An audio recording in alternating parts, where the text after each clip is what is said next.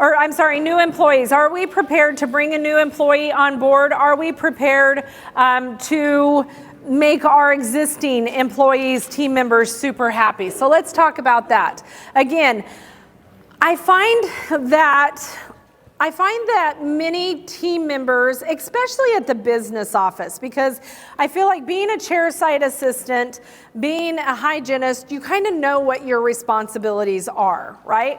But as a business team member, setting up actual job responsibilities, whether they're bullet pointed or they are actually typed out in detail, these are the things that you're responsible for. And like I said, it goes back as far as even who's on first for the phones, who's on second for the phones. And so having that really detailed job descriptions, everybody knowing, also it eliminates this. Well, did you run the day in sheet? Well, that's not my job. I don't have to do that. As a D, I physically want to harm somebody who tells me it's not their job. But Bonnie keeps telling me that that's not acceptable behavior, so I haven't done it in a long time. But everybody knows what their job is, and we are following through. Somebody is there to follow through to make sure that those jobs get done. Also, do you know what you can pay? If you're preparing to bring on a new team member, do you know what you can actually afford? That's a huge part of this whole process. A, what are people in this industry, in your area, being paid for this job? And then what can we actually afford? So you want to 100% take a look at your expense report, take a look at your overhead. A healthy personnel ratio, you should be at between 23 and 33% of your overall expenses for your personnel. Now, obviously the low end is a small team. The high end of that is going to be a larger team, or perhaps even a specialty office. But you do want to take a look at what can you afford, what are your expenses, and then we want to really hone in on your hiring process. Who's using Indeed.com right now for hiring purposes? Yeah, are you guys having success with that? I get a lot of resumes with it, right? You have to break those resumes down, but I find that there's a lot of people on Indeed.com right now. How many of you are using social media to attract new employees to the office? Absolutely, absolutely. And then, of course, we find that the number one way to find new employees is by personal referrals, either by patients, by team members who are already here and happy, or by referring doctors. I know of a couple they were patients in the chair and doctor plucked them right out of the chair and now they're team members in the practice, right? So those personal referrals are still probably the number one way to find them. And then having actual good, out of the box job descriptions that you're using for advertising. You want to catch their eye, not the adorable, typical, we need a chairside assistant at Smiles by Samantha. You need something that's going to be a little bit out of the box. Be careful how out of the box you get, because we all know we already get weird resumes as it is. We have random people applying for dental jobs as it is. So the actual process of hiring, I love it if you guys already have this in detail. It's an SOP, obviously, and you're prepared for it before it gets to this time. So interviewing, who's doing the interview? Where is it being done? What time of day is the interview being done? And then, of course, like I said, who's actually going to do it? So it's also going to depend on what position you're hiring for, right? We do hope that the office is clean and you have a nice private area to be able to sit down and do the interviews. We find that first thing in the morning or last part of the day are the best times to do your interviews rather than right smack dab in the middle of the day. And then again, it all depends on, our first interview is typically with the office manager or the practice administrator. That's normally the first interview that happens. And when you have set up your interview questions, know your interview questions ahead of time. We have had a few instances where the person couldn't actually be in the office. They lived in another state, but they were moving. They just couldn't be there that day, where we've done video conference interviews. The exact same thing holds true for a video conference as it does for in-person.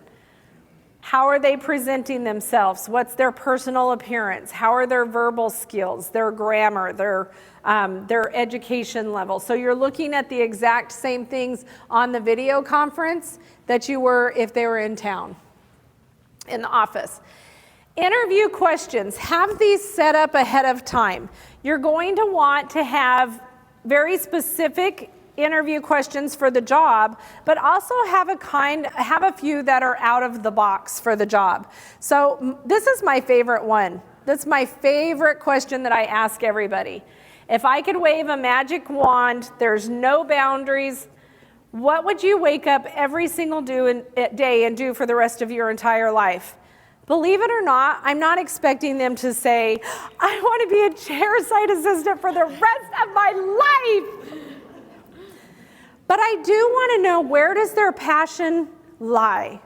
What do they love to do outside of the office? Because it's very telling about a person, okay? What if they could wake up every single day and do, what would they do? I like the questions rather than, what did you hate about your last job? I mean, that's kind of fun sometimes, but it puts them on the spot, right? So what was the most, or who was the most challenging person or situation you had to deal with at your last job? And then ask them how they resolved that. Because if they quit and now they're looking for another job, that's a little telling as well, right? So who or what was the most challenging for you, and how did you handle those situations? How did you resolve those situations? What was the thing that you absolutely enjoyed the most about your last job?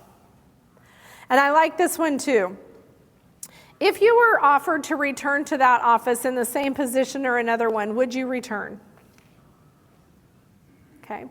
So you're just kind of asking questions outside of the normal questions there. Working interviews.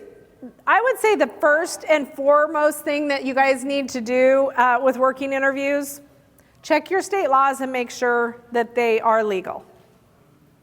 Because in some states, doing a working interview is either, I wouldn't say it's illegal, but what happens is by doing a working interview and paying them, they are actually a paid employee in your practice.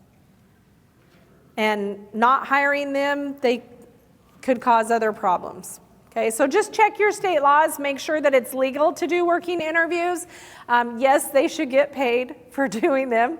You should actually pay them for doing a working interview. Be prepared on a working interview. Rather than just throwing somebody in an operatory, throwing them into a sterilization area, what are you looking for? What are you thinking that you want to see this day? Do you want to see them take initiative, jump in, start sterilizing instruments, start answering the phone, take money from somebody? Or do you want to see them stand back and take everything in and take notes? What are you expecting from them during this working interview?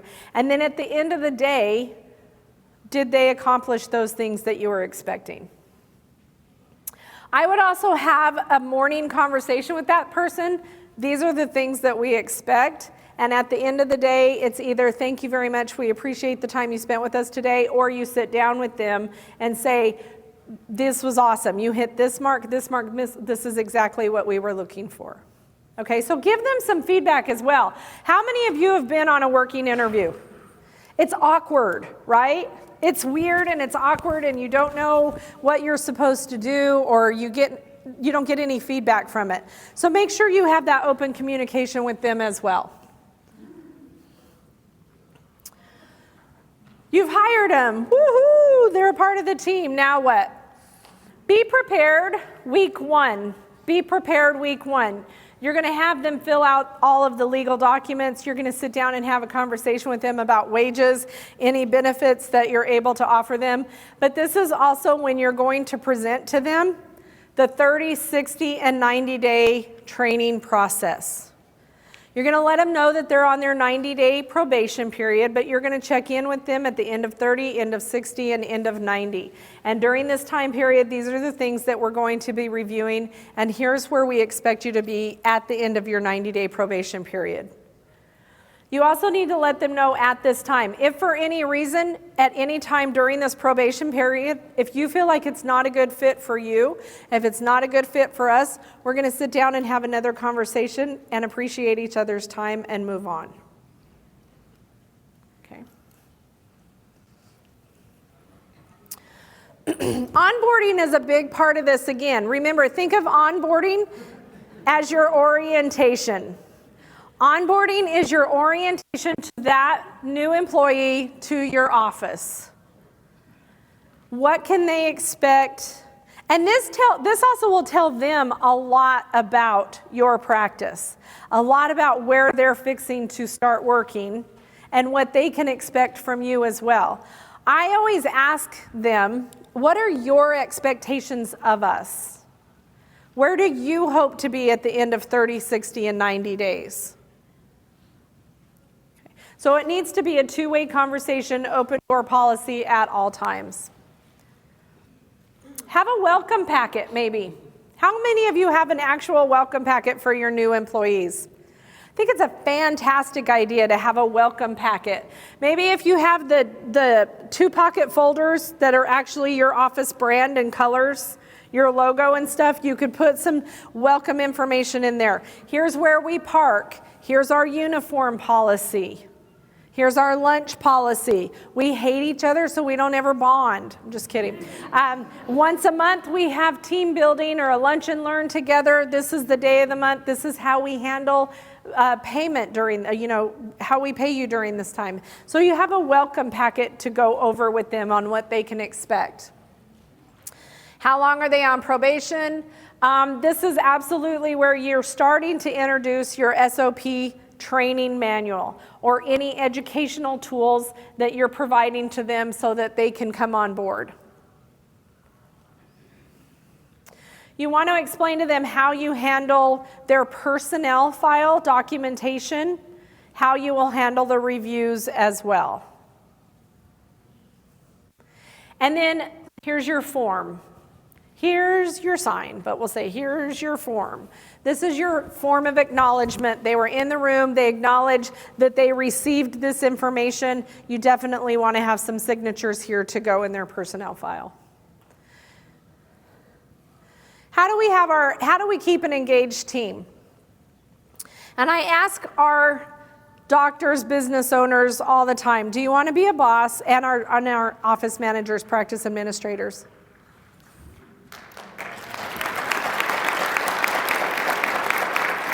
Thanks. I need more caffeine. Do y'all need more caffeine? Was that a woohoo?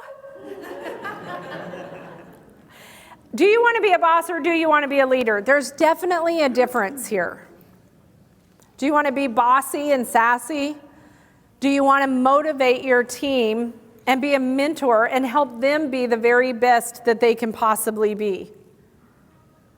It's a great question to ask your team members, your boss maybe, or your leader. Is this the person that they want to be? So we love team meetings. We have team meetings all the time. The ultimate goal of our team meetings is communication, to make sure the entire team is on the same page at all times, that they actually communicate with one another, and then to actually feel like a team. A lot of times business owners, doctors will come to us and say, I want that ownership mentality. What is that and how do I get it? A, you get it by being a leader, not a boss. And B, you get it by communicating with your team and having them buy into your mission and your vision. They have to buy into that and feel like they're a part of it in order to have that ownership mentality. Team meetings help you do this. So first thing, go Tigers. First thing is AM huddles. How many of you are having AM huddles now? Excellent. About our day. Everybody should be present. Doctors, hygienists, chairside assistants, every single team member should be present. If for some reason you can't have it in the morning, have a PM huddle. You have it at night before everybody leaves for the next day. Okay? We have an agenda. You want to have an agenda that goes with your AM huddle. For example, it can be short, sweet, and to the point, right? How was yesterday? Were there any issues we should be aware of? Did they get resolved? What worked? What didn't work? How does today look? What works? What doesn't work? Are there any new patients we should be aware of? Are there any patients with a balance, or are there daily opportunities? Maybe somebody's on the hygiene schedule and they have diagnosed treatment that hasn't been done and we can get them in, or vice versa. Okay. We have our chairside assistants are responsible for the doctor's patients that day, telling us, is there anything out of the ordinary that we need to be aware of? Our hygienists are responsible for their own schedule, letting us know, is there anything out of the ordinary we should be aware of? And we like doctors to wrap it up. Oh, I need emergency times. You're going to give me 2 emergency times, 1 in the morning, 1 in the afternoon. How does the rest of the week look? And then I love for our doctors to wrap it up with either something inspirational, something fun, something funny. Sometimes I worked in a practice. We were all young at the time and so cool. We ended our AM huddle with a song. And everybody, it rotated. Everybody got to pick a song for the morning. And we all were in the room and we danced it out, kind of like Grey's Anatomy. We danced it out and we all started our day with a song. You could definitely tell what kind of mood people were in when it was their turn to pick a song, right? Sometimes they were crazy, sometimes we were all dancing and singing before. So it's a nice way to end that meeting. But we definitely have an agenda for that. We have weekly admin meetings.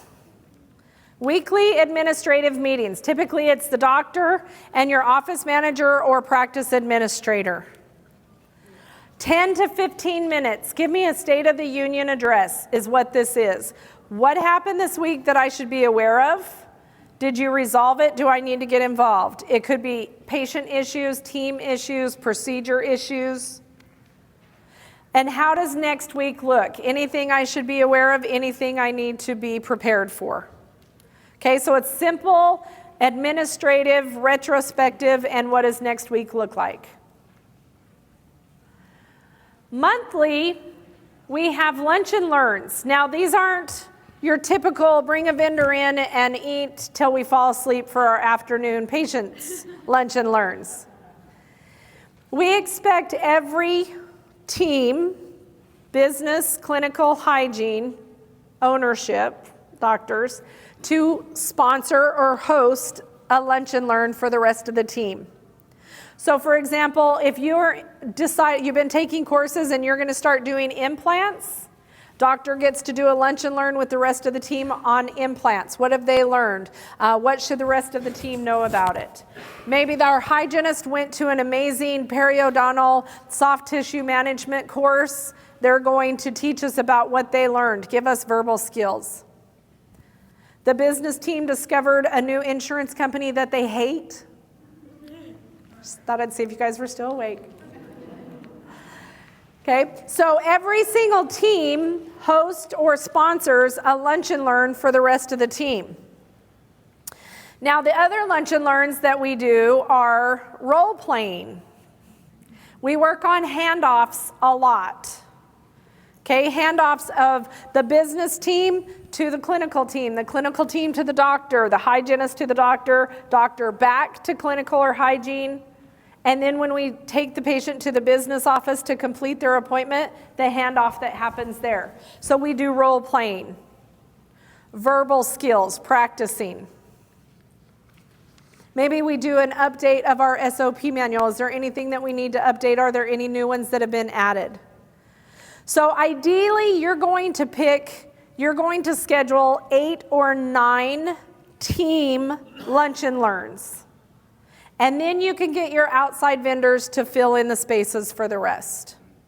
Make sense? Okay.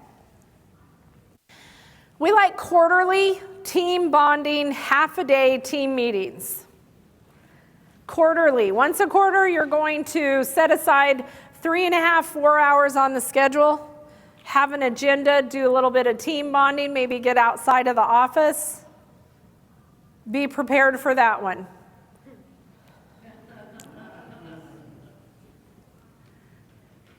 And then annual strategic planning. You can do your strategic planning in October or November for the next year. You don't have to wait. I mean, you could do it this month and just plan it for 12 months in advance. What is our growth? What kind of growth do we want to see in the practice? Are we introducing any new procedures, any new team members to the practice? Maybe you guys have an ultimate team goal that you want to incorporate. I'll give you an example. I'll give you a couple of examples. First one of my favorites of all time. We have a dentist who absolutely loves Disney World. She is a Disney freak. She loves it. She came to us in October of one year, and she said, for next year, I want to take the entire team to Disney World for 4 days, completely paid. Airfare, hotel, per diem, everything is completely paid. She said, I want to have breakfast together, have a little team meeting, set them out to the parks, maybe send them on scavenger hunts or something fun. We all come back to get together in the afternoon, have dinner and drinks together, and then they have their nights free. And that was so cute. She did a little adorable. I'm going to give you a Starbucks card for that. She said, I want the entire thing paid for before we go. I want to go next October. Here's the dates. We've already marked it off the schedule. And I want you guys to present it to the team that, this is our goal and this is what they have to accomplish in order to make that happen. And Bonnie and I said, absolutely. We think that's amazing. That's great. And then she added one more thing. We got to go. I know. Right? So she said, you guys get to go and help me facilitate the whole trip. Well, we're all in right then. I keep talking about Bonnie, my Bonnie. Bonnie is my business partner, my bestie, my soul sister, and she is here in the room being inconspicuous over there, taking notes on my course today. Bonnie, stand up and say hi.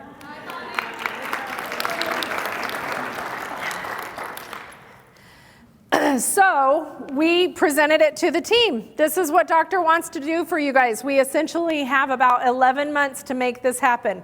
9 months, 10 months, we had to make it happen. It has to be completely and totally paid for by the time she makes the airfare, by the time she buys our tickets. And so the team 100% came up with how they were going to make this happen. They were going to dedicate a certain percentage. They had a goal, and then a certain percentage over that goal got dropped into the bucket. They were incorporating some new products in the office that year, and a certain percentage of product sales got dropped into that bucket. And so they understood that year going into it what their ultimate goal was. They were 100% bought in and excited about it. They were excited to introduce the new procedures, excited to introduce new patients to the practice. Yes, ma'am. Would they still have your salary or a payroll while they were in Disney? Absolutely. Okay, so they got paid their... A meeting rate. Okay. Yep. So, the good news is it happened. And we went to Disney World. We went to Disney World, and it was super exciting. And we did. We sent them out for a scavenger hunt one day. We gave them certain things that they had to go find, like Cinderella, and take a picture with Cinderella. And they had to go take a picture at the top of a roller coaster. Or, they had certain scavenger hunt things that they had to do individually, and then some as a team as well. And they had to bring it back to us, and we debriefed, and we spent time together. But that was an amazing bonus growth. It got the team involved. They were excited about it.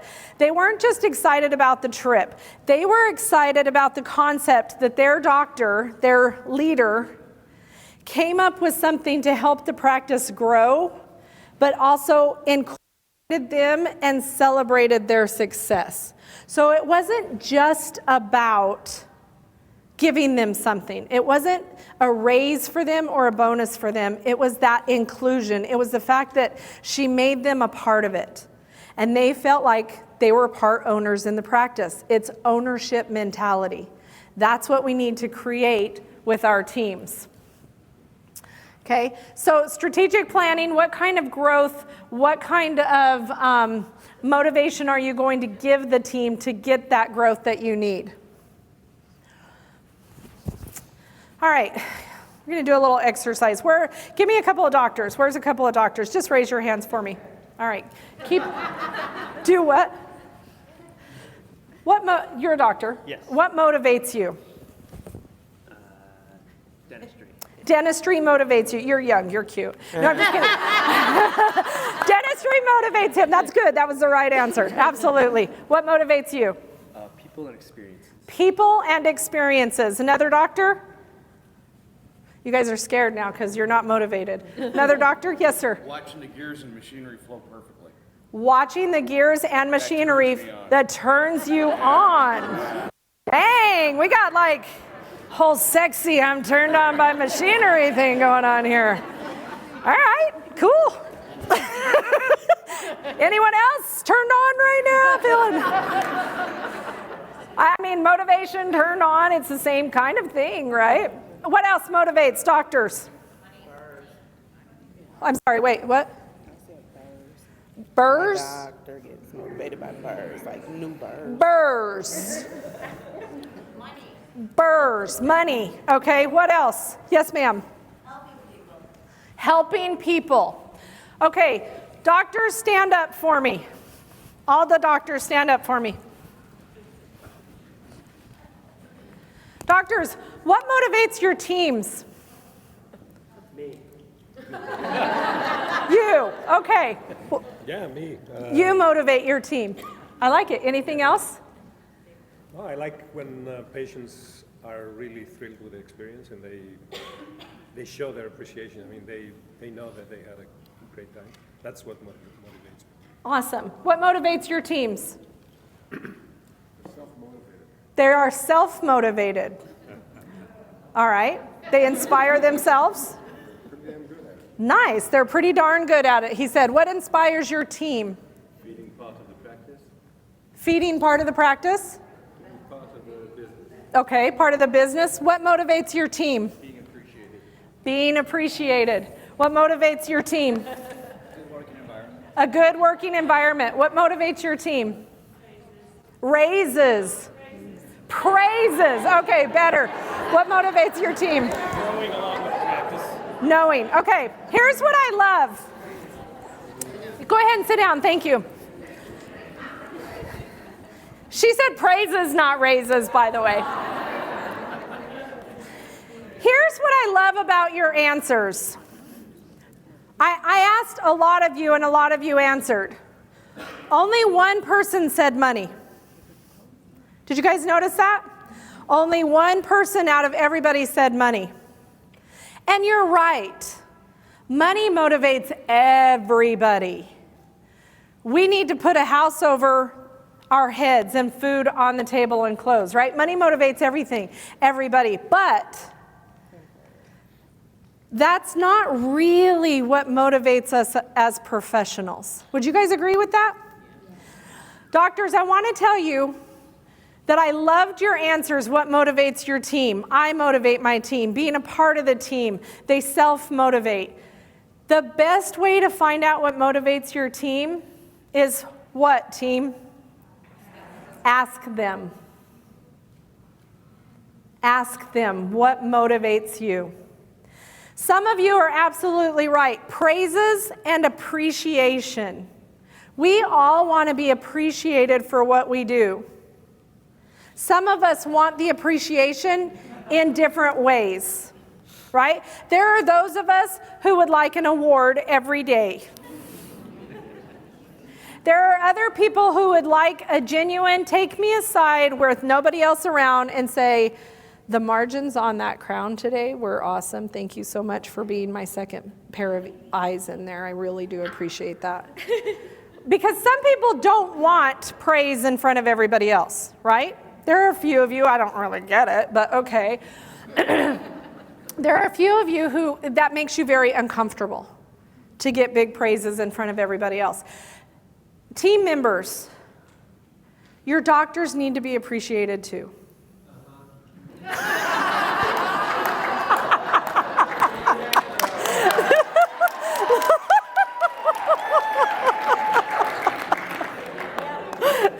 All of a sudden the doctors are like, yeah! Finally! But it's so true, right? The doctors need to be appreciated too. And it's all part of being a team. It's all part of continuing the passion every single day, continuing the dedication. I personally love the question, what motivates you? Rather than watch their every single move and every verbal skill that comes out of their mouth to try to figure out what's motivating them to say that right now, let's just ask them, what motivates you? How can I really, truly say thank you to you in a manner that means the most to you? And then team, you have to figure out how to do the exact same thing for your doctor.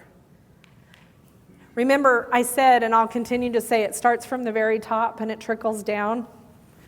If they feel like you can't stand them, it's probably not going to be a great experience trickling down, right? So that appreciation goes a very long way. Asking that question. Do a little exercise at your next team meeting about motivation and appreciation. How do people want to have that manifested for them?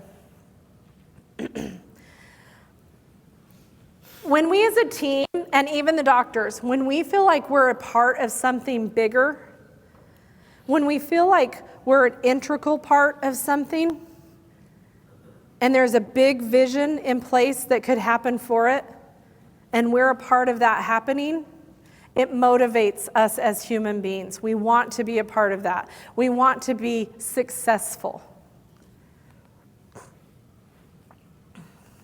So I'm going to have you guys do a little exercise for me. Get out a piece of paper and pen right on the back of your handout, whatever you want to do. And I'm going to have you answer these questions for me. And this is just for you, but I want you to answer these questions for me. I'm going to give you about 2 minutes to answer these questions.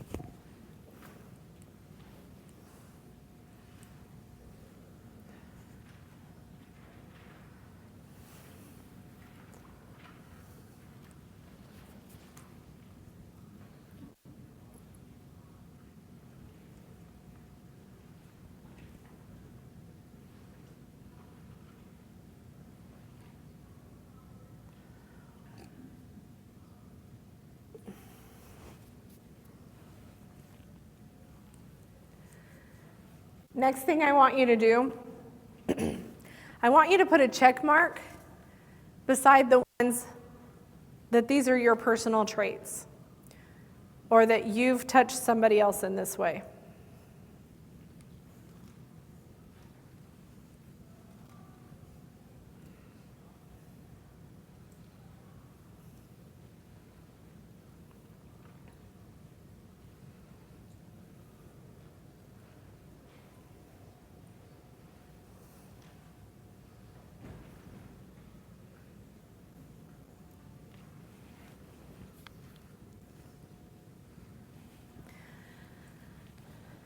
For the business owners, doctors in the room, this should resonate with you. But it's not just the business owners and the doctors, right? It's an entire team. That's what we're talking about. It's an entire team. So team members, you should have these feelings as well. Who are you mentoring? Who are you helping through this process? Are you a leader in the practice and with your teammates? Well, we go from inspiration to that's it, you're done. That's as inspirational as I could be. That's it. You're fired. It happens though, right? It happens, and it's difficult to do sometimes, right? When you have a team member not only in the wrong seat, but completely on the wrong bus, I promise you, everybody knows it. They know it, the rest of the team knows it, and sometimes the patients know. Because one bad attitude, one bad apple can completely change, and there becomes a vortex. And all of a sudden, your happy, passionate, dedicated, motivated team is in a vortex of hate and discord. Right? And so the easiest thing to do is just take care of this person. Just be done. Admit they're not in the right bus. Doesn't matter how many times you change their seat. It's the wrong bus. So be ready for this as well. Have your documentation ready. You need to make sure if there were any conflict resolutions that happened, if you have reviews or evaluations that weren't stellar, any patient complaints, any teammate complaints, have your documentation ready and available. I don't want you to present it to them, but you need to make sure that you're prepared legally and otherwise when you're letting this person go. Privacy is the key, obviously.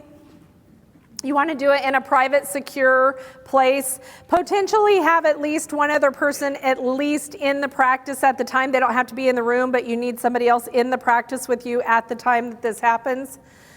When to do it? You either really want to do it first thing in the morning, it takes place really before you even start your day and they leave, or at the end of the day. At the very end of the day, when there's no patient involvement, it's done at that time. Be prepared with what you're going to say. Here's the big one. Don't take it and don't make it personal. This is not personal. This is a business decision. I don't care if it's your spouse. Ready? Woohoo! We're almost done! Yay! That's what you guys are saying. I don't care if it's the doctor's spouse and it's time to go. Don't make it personal. It'll get personal at home later. This is a professional business decision. This is what is best for the business. That is what is best for the team. Okay? And so have your verbal skills and you make it quick. We very much appreciate your time here in our office at Samantha Smiles. We appreciate the time that you've given us. However, we feel like this is not a good fit for us, and it's not a good fit for you. And we no longer need your services here. I'm going to need your key, blah, blah, blah, whatever. Thanks, bye-bye.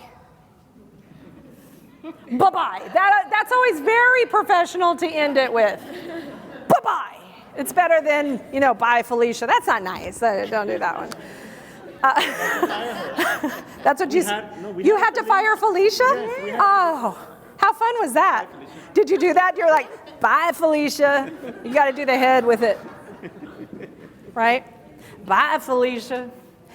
But you don't make, and if they try to get into a debate, nobody's ever liked me here from the very beginning. Nobody's ever given me a chance. Then I would smile and say, all the more reason.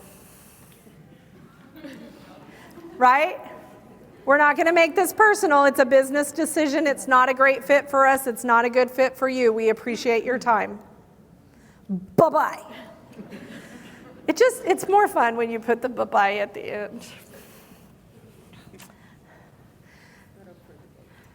More than anything, you guys, this is not a fight. It's not a conflict. It shouldn't be scary. It shouldn't turn into the police being called, right?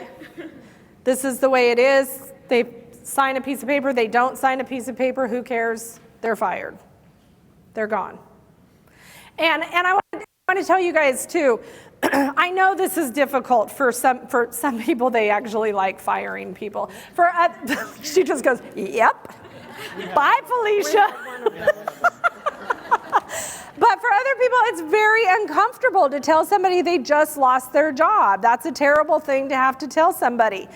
Again, don't make it personal. And everybody knows that if this person is leaving, they've probably needed to leave for months. We're just now finally doing it. And you're just setting a bad example for the rest of the entire team. If you have good behaviored team members and one bad one, you're basically letting the rest of the team know they don't really have to be good team members. Everybody can be bad. There's no consequence. Just let them go. Okay? All right, let's jump into some technology. We love our technology. Any questions, comments, concerns on team members before we move into technology? Yes, ma'am.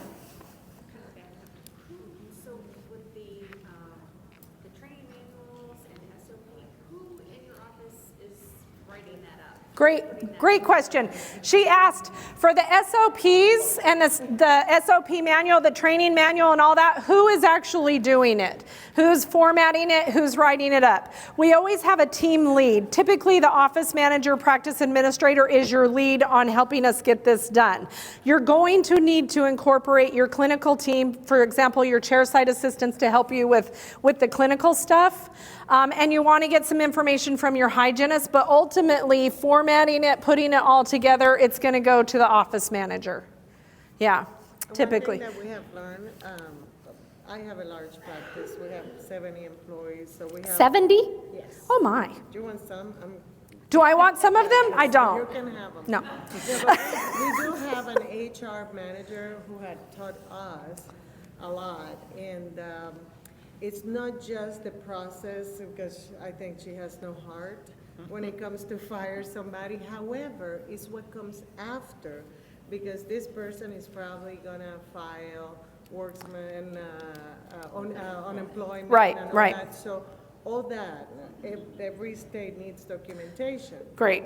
So it's all that. Also what she's essentially saying is what happens after you let somebody go? What are the processes after they're gone? For example, what happens if they file unemployment? What happens if they contact other team members and, they want to still be in the loop with the gossip of the town? So processes and procedures on what happens after. Great. And how to communicate that decision to the rest of the team. And how to, you've got to tell the rest of the team, okay, they're gone. They left. They're bye-bye. Yeah, absolutely. Good. So an SOP on that as well. Let's talk a little bit technology. I love my technology. I have to say hi because I just now actually saw you. Hi. Hi.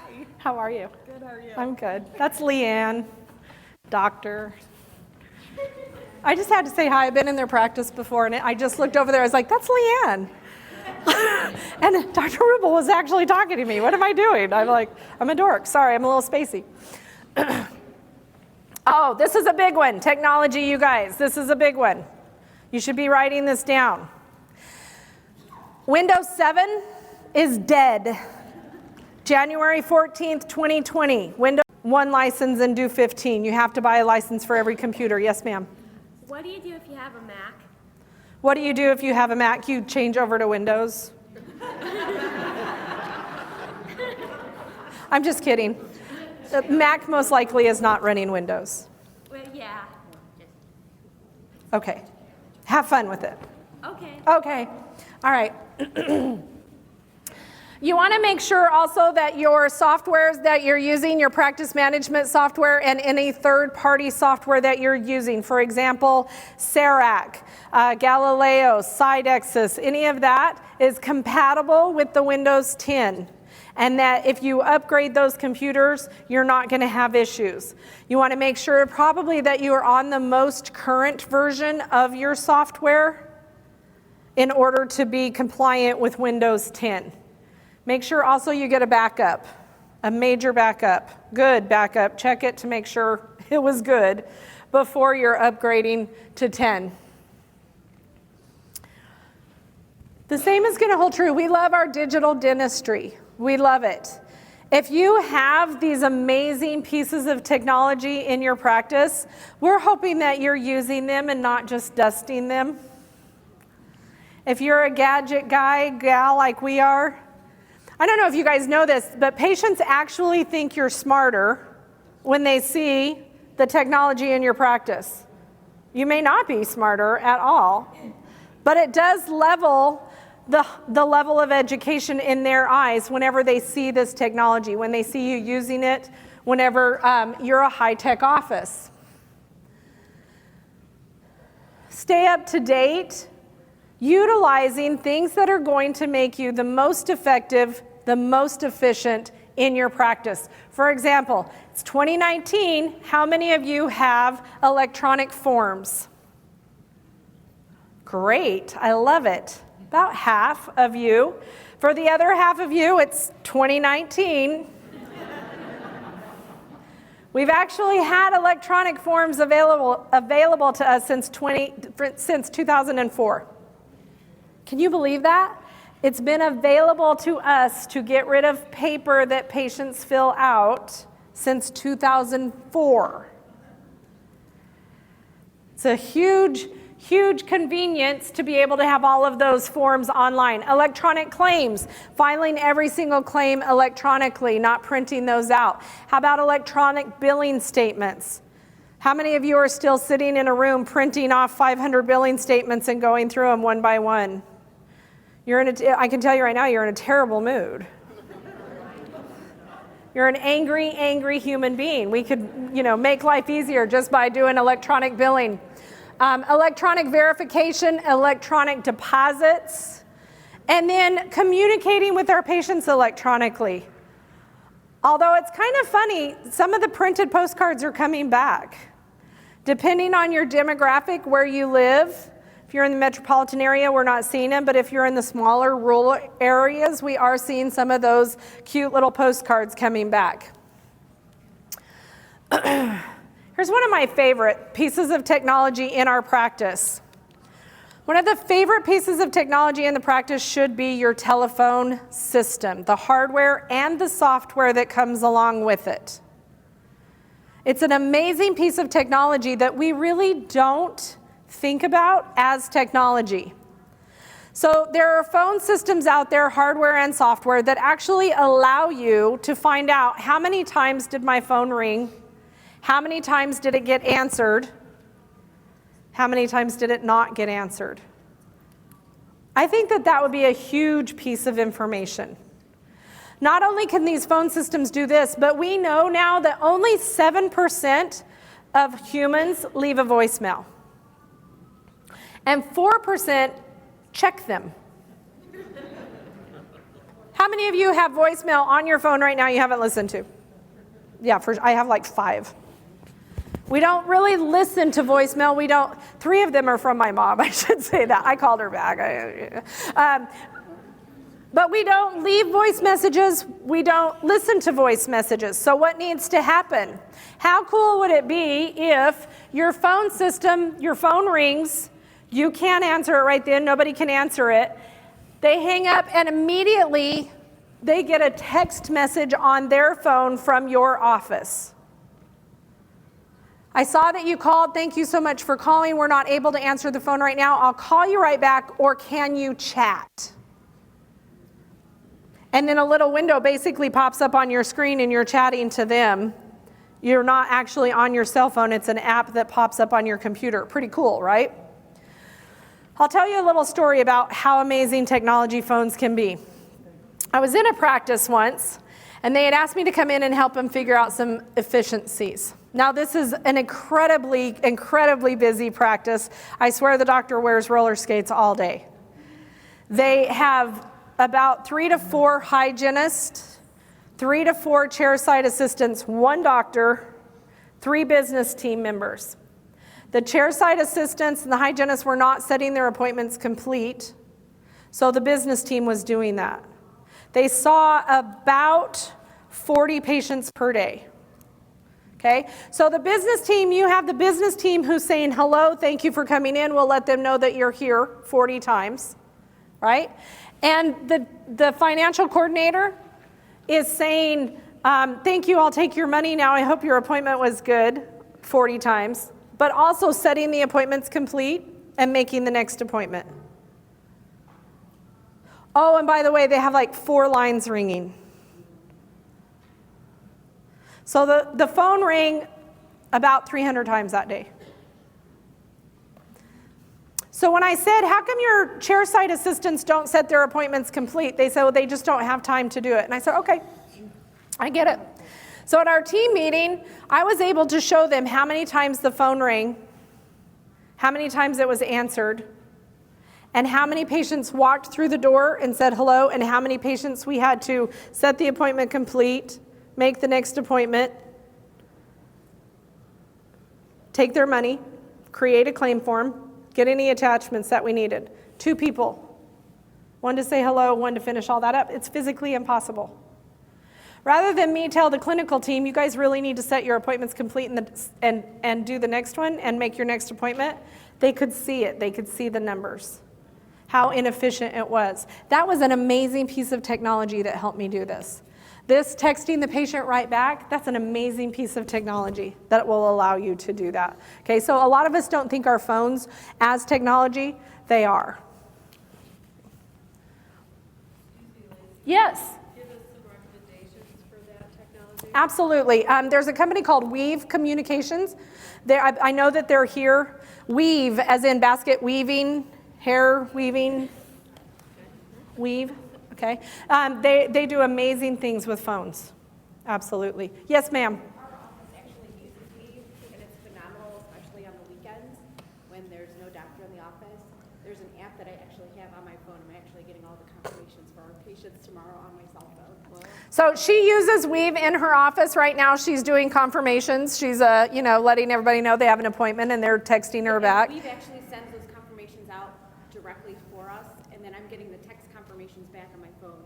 The office staff who's actually at the office right now is also getting those, and Weave automatically confirms the appointments on the schedule. But the nice thing is we had a couple of weeks ago, we have 2 doctors in our office. 1 doctor was out on National Guard duty. The other doctor was out of town. And we were also covering 2 other doctors who were gone. We had a patient call in an emergency situation. The doctors don't like fielding those calls over the weekend, but I can get those calls right through the app on my cell phone and communicate with the patient through the app instead of using my own personal cell phone. Very nice. I only have 1 question for you. How come your team is at work? Why aren't they here?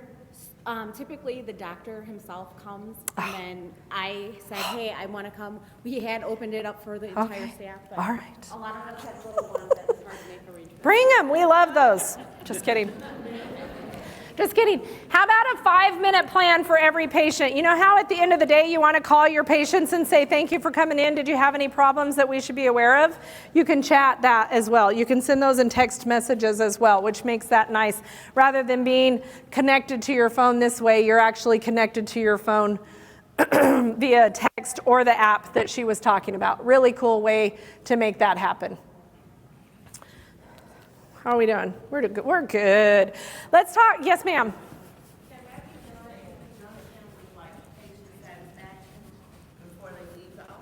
So her question is, can that be done as far as patient satisfaction before the patient leaves the office? They actually have a really cool review system.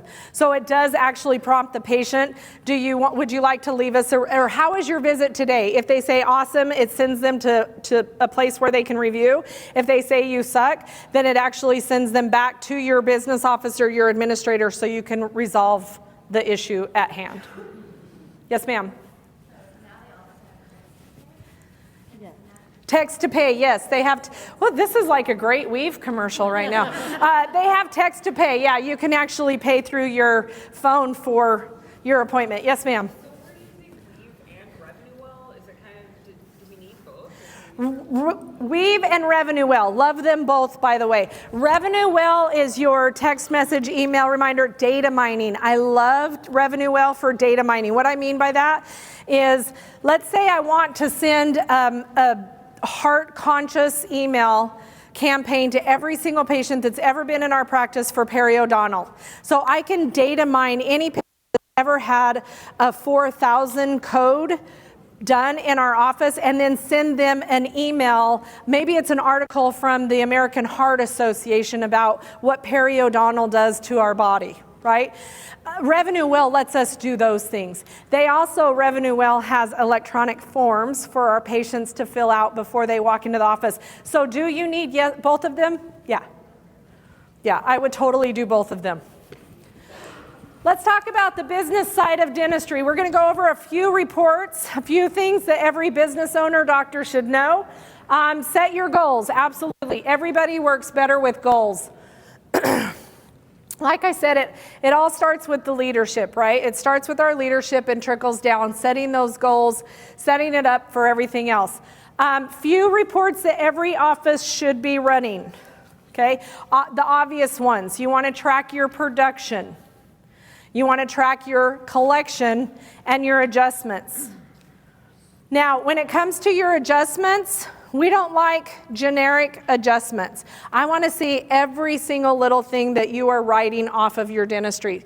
So rather than having a miscellaneous commercial insurance adjustment, I want Delta Dental adjustment, MetLife adjustment, United Healthcare adjustment. If you're doing courtesy to your patients, I'm all for it, but it should be broken down. So preventative courtesy, maybe those are your x-rays, right? Or diagnostic courtesy.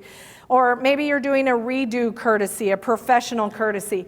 Just make sure that we understand exactly what write-offs you're giving. So at the end of the year, or monthly or quarterly, we can take a look at that. Sometimes give away. And it's good to look at those on a report. We're tracking your hygiene department. 33% of your overall production should come from your hygiene department. And then 33% of their production should come from a soft tissue management program. Those are some numbers that we're looking at. We're looking at your new patients. So we track that with a comprehensive oral eval. How many patients did you see for a comprehensive? How many patients did you see for an emergency? And then what's your retention rate? Did those patients leave with their next appointment? Are they actually coming back to your office a second time? We're going to take a look at your provider productions, as well as year-over-year growth, month-to-month growth. Those are some of the major KPIs that we're watching for our practices, okay, and that every office should be paying attention to. All of that should be documented in your SOPs as well. So let's think about it for a minute. Policies, procedures, processes. Setting up your SOP manual, your training manual. Very formatted. It's a how-to. Think of those big words that we said. How, who, and when are doing these things for you, so that anybody could step into the office, look at your SOP manual, and start training the process and know how exactly this office works. So setting up your SOP manual. The next thing you're going to concentrate on is having a dedicated, passionate team that has the best technology that you're actually utilizing. This is something you guys can do. Like I said, the SOP manual, it's a project, it's a process. I recommend that you guys make a checklist. These are the things that we have. These are the things that we need. Find a format that works well for you. How, who, when. Okay? And so you're building this. It's a process. It can take anywhere from 6 months to 12 months to completely build, and then it's a living, breathing document that you're constantly upgrading. The team is really getting you prepared. You're making sure that you have the documents prepared, the team, the disc that we had talked about. You're making sure that you have on board who you need on board. It's something that you guys can all do. Now, if you want to get there faster, if you're thinking to yourself, wow, I have 15,000 other things I have to do in the practice, and Laci actually just gave me 3,000 more, and you'd like to get there faster, we're happy to help with that. We're a phone call away. Literally, Bonnie and I are in our offices next week. If you guys would like to have a complimentary 15-minute conversation with us to discuss where you are right now and how to get to your happy place, your successful place, we're more than happy to do that. Just come let us know and we'll put you on the schedule to have a complimentary conversation with you.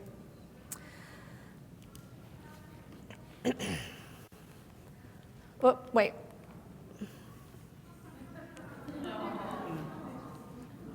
Mom's home.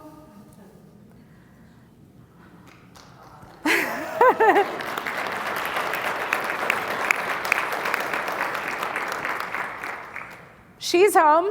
She is completely not on oxygen 24 hours a day anymore. We are able to get her off the oxygen tank. She goes to physical therapy 2 to 3 times a week. And she's doing so much better, and she's in the comfort of her home. But I have to tell you guys, it took systems. It took systems in place that we knew we had to put into place. One of the best things that we did was this pill dispenser that we found. It's crazy when I think about it. She takes 12 to 15 medications a day. And some of those medications have to be distributed in the morning, and some of them are at night, and some of them are both. Like I have to cut the pills. And it took us months to figure out that part of her dizziness, part of what caused her fall, was the interaction of medicines. So we found a system, if you will. It looks like a flying saucer. And I put the medications in there. I can load them 14 days at a time, and an alarm goes off for her at 9 o'clock in the morning, which prompts her. She takes her morning pills. And at 7 o'clock at night, the alarm goes off, and it prompts her that she takes her night pills. It was a system that we had to put in place to make sure that she didn't fall anymore. We changed the stairs going up to the house and the rugs, and we put these systems in place. And then we still right now have an amazing team of doctors, nurses, my sister who lives next door, and my dad, that we had to take her keys away from her, which was huge. It was hard to do, but now we have a system in place where somebody is at every single appointment. We take her to her PT, and we have this team of doctors that I have a patient portal. Right now I could get on my phone and talk to her main nurse about any changes in medication. So I have this amazing team put in place to help make sure mom stays home. And then the technology that we have now is amazing. Yes, she has her little bracelet.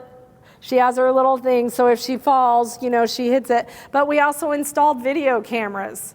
She has an alarm system that when she hits the alarm, the video comes up on my phone so I can see if she's falling, if she's need us, because my dad works as well. So it really, truly, our ultimate goal was accomplished. We were able to bring her home in the comfort of her home because of the systems we put in place, the amazing team that we put together of doctors, nurses, my sister and dad, and then the technology in place. Because of all of this, it created this consistency in her daily life and in my daily life. So now I have the peace of mind. I can get on an airplane and come to Chicago for a couple of days and play with you guys and know that she's safe. And that's what I want for you guys. I want consistent systems every single day, a dedicated, passionate team, and amazing technology that can make you guys all have peace of mind every single day. Thank you.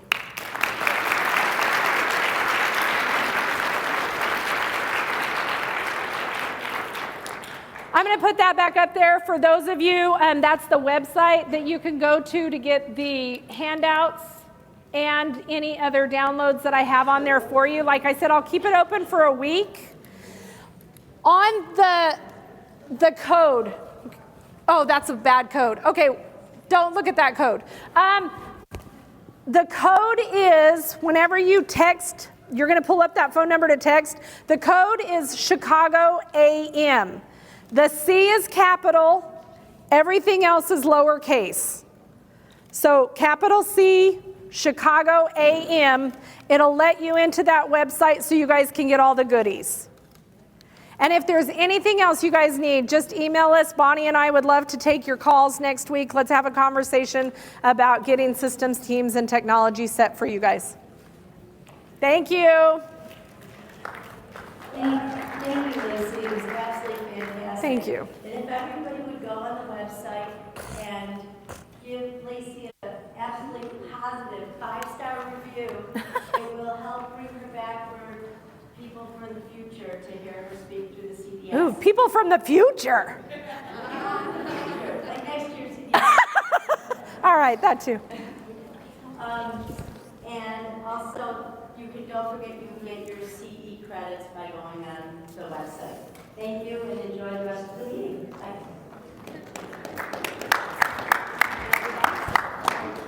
Thank you very much. I'm a pediatric dentist. I would love to get you for the AAPD. I would love meeting. to, That would yes. be great.